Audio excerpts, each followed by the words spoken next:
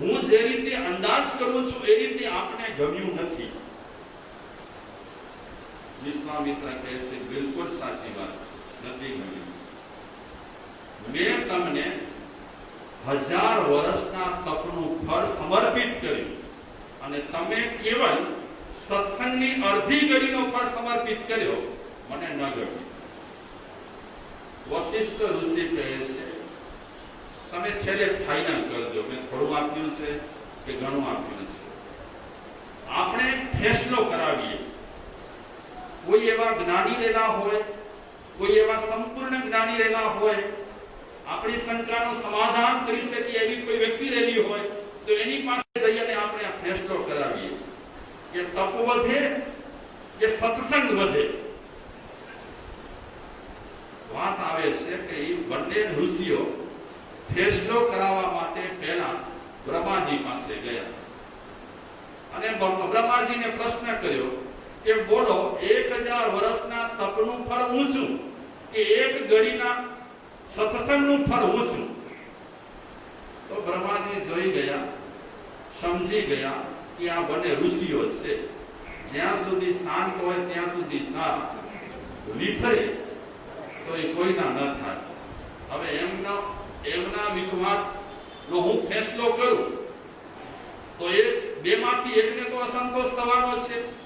તપનું ફળ ઊંચું કહું તો સત્સંગના ફળવાળાને જરા ખોટું લાગશે અને કહીશ કે સત્સંગનું ફળ ઊંચું છે તો પેલાને માઠું લાગશે.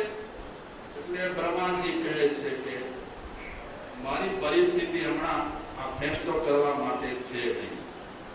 મારી માનસિક સ્થિતિ બહુ કથળેલી છે, કોઈ નિર્ણય કરી શકું તેમ નથી, પણ હું રસ્તો બતાવી શકું. તમે એમ કહો વિષ્ણુ પાસે જાઓ, એમને નિવેદન કરો, એ કદાચ ફેસલો કરી દેશે. આ બંને ઋષિ ગયા વિષ્ણુ પાસે, બધી વાત સાંભળી વિષ્ણુએ. એટલે વિષ્ણુ આ બંને ઋષિને કહે છે કે તમે ભલે આવ્યા મારી પાસે ફેસલો કરવા માટે, પણ હમણાં જ લક્ષ્મી સાથે મારો ઝઘડો થયો છે. હમણાં જ આ તમે આવ્યા ત્યારે બંધ થયો છે. ઓળખો ને લક્ષ્મી? આ લક્ષ્મી સાથે ઝઘડો થયો છે. હવે તમે વિચારો ઋષિરાજ કે માણસ ઝઘડો કરી અને ત્યારે જ અટક્યો હોય અને ત્યારે જ કોઈ પ્રશ્નનો ફેસલો કરવો હોય તો એનાથી થઈ શકે કે નહીં? હમણાં ઝઘડો થયો હોય અને હમણાં જ આપણે સામાયિકમાં બેઠેલા હોઈએ, મજા આવે કે ના આવે? હમણાં જ કોઈ વિખવાટ થયો હોય ને આપણે હમણાં જ વ્યાખ્યાન સાંભળવા માટે બેસીએ, ધ્યાન રહે કે ના રહે? વિચારો છે ના આવે? ઝઘડા ના આવે? આપણે ત્યાં એક પ્રણાલિકા હતી કે તમે જ્યારે પ્રવચન માટે, સત્સંગ માટે નીકળો ઘરેથી ત્યારે મૌન ધારણ કરી અને નીકળશો. આ એક સાધના હતી પ્રવચન સાંભળવાની, સત્સંગ કરવાની. મૌન ધારણ કરી અને ઘરેથી નીકળવાનું. બને ત્યાં સુધી સત્સંગના સ્થાનમાં તમે આવો ત્યાં સુધી તમે મૌન રહો.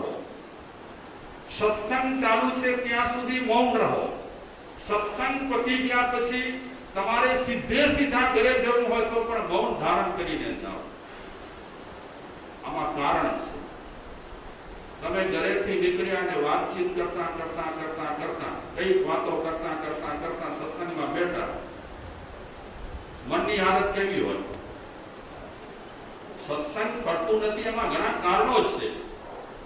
ઘરેથી નીકળ્યા છીએ, કઈ સંસારની આળપંપાળની વાતો કરતા અહીં આવ્યા છીએ, ત્યારે આપણું મન સત્સંગમાં કેવું હોય? કેવું હોય? અમે કહીએ છીએ ને તમે ઈશારા ના કરો, જેને જ્યાં બેસવું હોય ત્યાં બેસવા કરો. આમાં ઘણા કારણો છે. વ્યાખ્યાન વાંચનારને પણ ધ્યાન રાખવાનું હોય. કોઈ વિષય ચાલતો હોય અને તમે વાતોમાં પડો, અગર કોઈને ઈશારા કરો અને કદાચ વ્યાખ્યાન વાંચનારનું ધ્યાન તે તરફ જાય તો જે લાઈન ચાલતી હોય કે જે વિષય ચાલતો હોય એમાં ગડબડ થઈ જાય. અને ટેપ રેકેટ હોય ને તો વાંધો નહીં, તો એ બટન દબાવી નાખીએ અને પેલા વ્યવસ્થા બધી કરી દઈએ અને પાછી આપણું બટન ચાલુ કરી દઈએ. આ તો છે નહીં. એટલે બહુ ધ્યાન રાખવા જેવું છે. ગમે તેના વ્યાખ્યાન સાંભળવા માટે તમે જાઓ, ગમે તેના સત્સંગમાં જાઓ, પરિવાર માટે તમે ઈશારા બિસારા ભલે તમારી બેનપણી આવી હોય, તમારા કોઈ ફ્રેન્ડ આવ્યા હોય, તે સમયમાં ઈશારો કરવાનો નહીં. ગમે તેવા પૈસાદાર ભલે ને આવ્યા હોય, ગમે તેવા આવ્યા હોય, જેને જ્યાં ઠીકાણું મળે ત્યાં ભલે બેસી જાય. આ એક સિસ્ટમ જાણવા જેવી છે. એમાં તમને ફાયદો, અમને ફાયદો. મૌન, મૌન, બિલકુલ મૌન. તમે વિચારો, વ્યાખ્યાન ચાલુ હોય ને વચ્ચેથી કોઈ એનાઉન્સર કરે કે શાંતિ જાળવો, તો વ્યાખ્યાન વાંચનારની હાલત કેવી થાય? હા, કેવી થાય હાલત?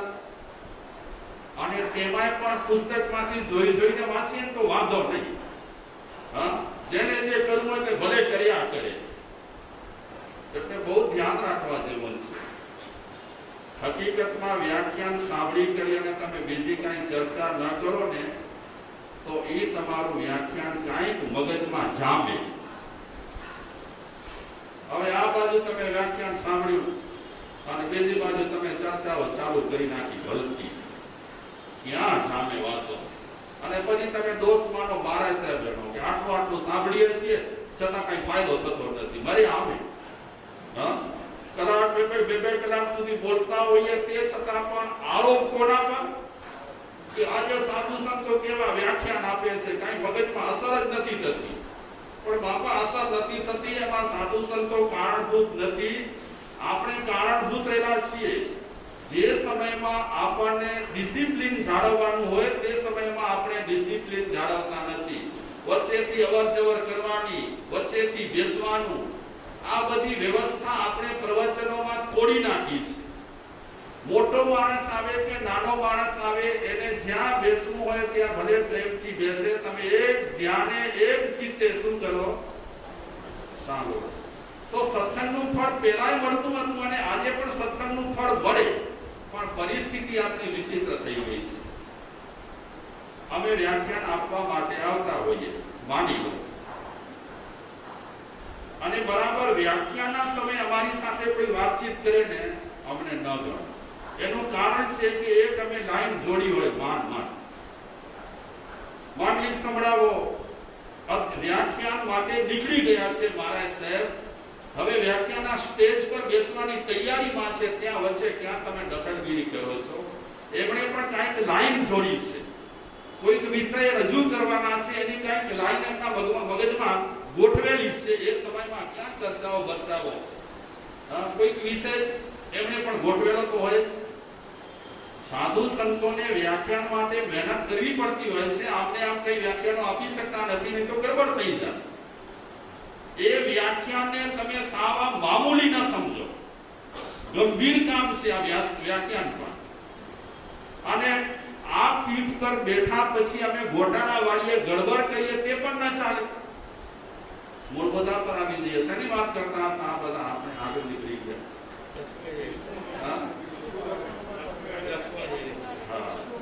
વિપસ્યના સાધનામાં એવો નિયમ રહેલો છે કે વિપસ્યના તમારે કરવી હોય તો 10 દિવસ સુધી તમારે કમ્પલ્સરી મૌન, આંખો એકબીજાની આંખો પણ ટકરાય નહીં અને એકબીજા સામે ઈશારા પણ કરાય નહીં.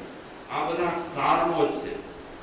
આપણે જે સાધના કરવા માંગતા હોઈએ એ સાધના આપણામાં મજબૂત ક્યારે થાય કે આવી કોઈ વ્યવસ્થા આપણે જાળવતા હોઈએ તો સાધના મજબૂત આપણામાં બેસે. નહીં તો ઠીક છે, મારા સાહેબે વ્યાખ્યાન આપ્યું, આપણે સાંભળ્યું, સામાયિક પાડ્યું, થઈ ગયા રવાના.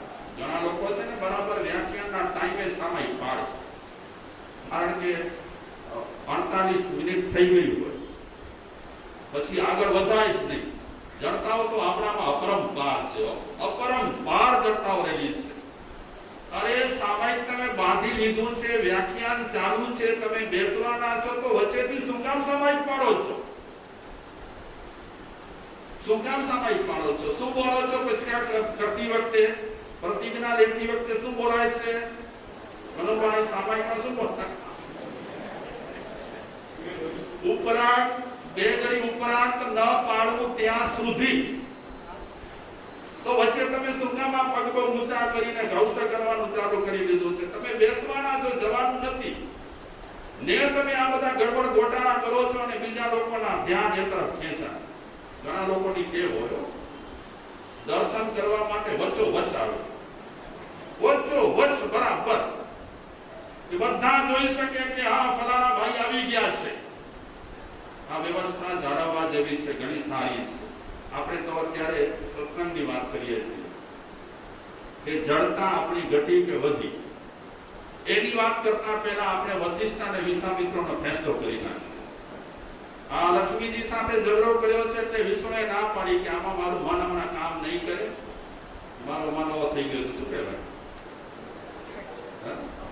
વિક્ષેપ થઈ ગયો છે. હા, રસ્તો હું બતાવું, તમે શંકર પાસે જાઓ, એ ગમે તેમાં પ્રશ્નો સોલ્વ કરી શકે છે.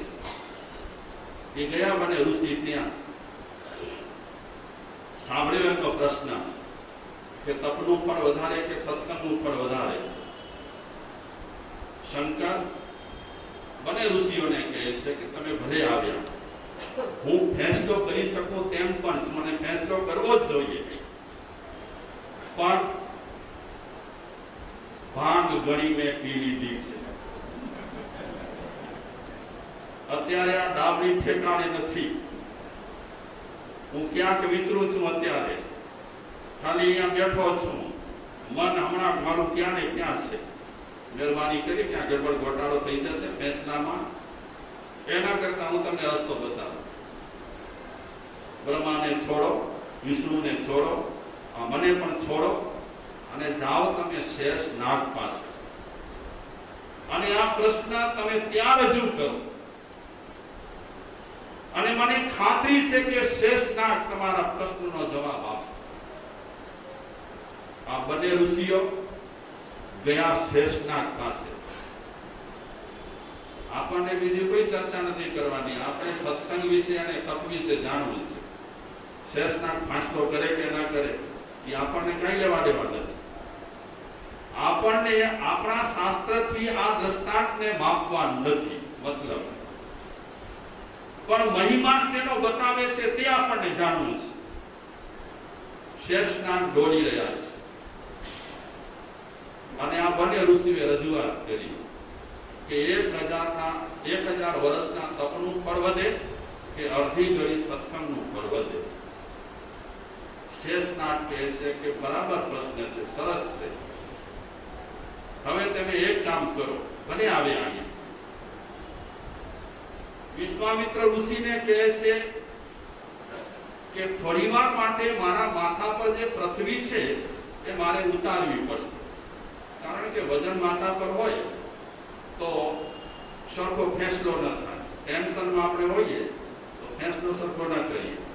તો થોડીવાર માટે તમે પૃથ્વી લઈ લો, અદર કરો, માથા પરનો ભાર ઓછો થશે એટલે હમણાં હું ફેસલો કરી દઈશ.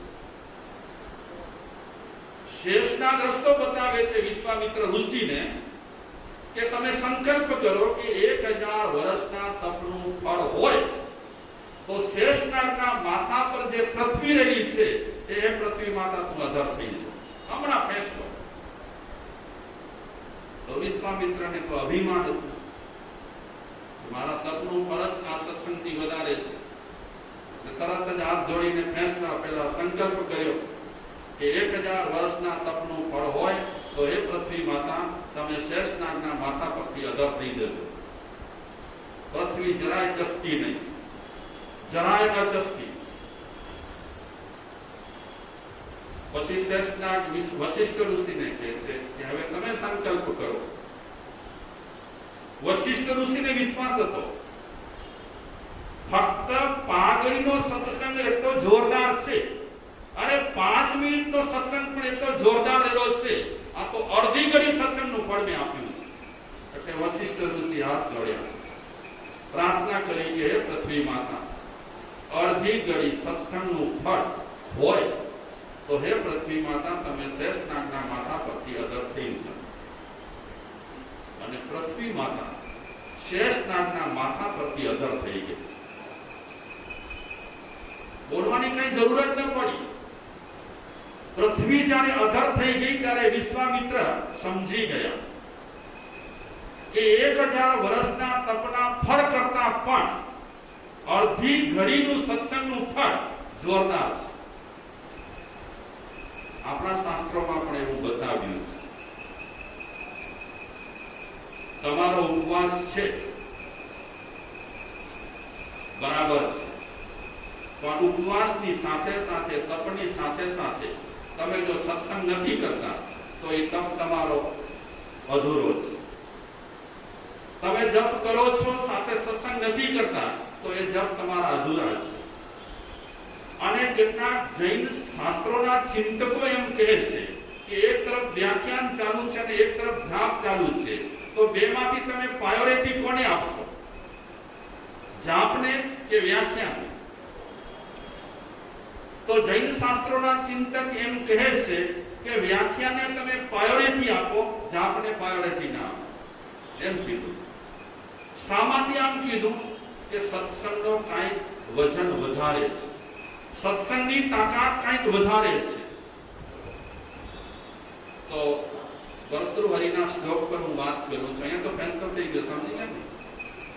વશિષ્ઠ ઋષિને કાંઈ બોલવું ન પડ્યું અને વિશ્વામિત્ર ઋષિને પણ કાંઈ બોલવું પડ્યું નહીં. બંને ઋષિઓ પોતપોતાની રીતે સમજી ગયા કે તપના ફળથી પણ સત્સંગનું ફળ વધારે છે.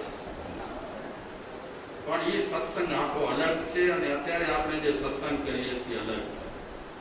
અત્યારે તો આપણો સત્સંગ મનથી થતો હશે કે નહીં થતો હોય, એકાગ્ર ચિત્તે થતો હશે કે નહીં થતો હોય, એક મોટો સવાલ છે. જાણ્યમ દિયો હરતિ સિંચતિ વાચી સત્યમ. એક જડતા દૂર થાય સત્સંગથી. બીજો ફાયદો શું થાય? વાણીમાં સત્યતા આવે. ખોટું બોલવાની ઈચ્છા જ ન થાય. ગમે તેવી પરિસ્થિતિ રહેલી હોય, વાણીમાં પવિત્રતા આવે. ખોટું બોલવાની ઈચ્છા જ ન થાય. શેનાથી? હાર્દિક રીતે આપણે જો સત્સંગ કરતા હોઈએ તો જડતા ટળે અને વાણીમાં પવિત્રતા આવે. પછી આપણે ઝઘડો ન કરીએ ખુરશી માટે. હા, પછી બેઠક માટે ઝઘડો ના કરીએ. વાણીમાં પવિત્રતા રહેલી હોય. આપણે કહીએ નીલમબેને તમે ભલે બેસો આ ખુરશી પર, હું આગળ ખુરશીમાં બેસું. હાથ જોડીને કહીએ, પછી ઝઘડા ના કરીએ. જ્યાં સુધી આપણે નાની નાની વાતો માટે ઝઘડા કરીએ છીએ ત્યાં સુધી સમજવાનું કે હજી સત્સંગ આપણને પડ્યું ચોક્કસ પડશે, નહીં પડે એમ નહીં. આટલા વ્યાખ્યાનો અમે કરતા હોઈએ, તમે આટલા વ્યાખ્યાનો સાંભળતા હો, નિષ્ફળ નથી જવાના, પણ મોડું એનું બધું ખુલશે.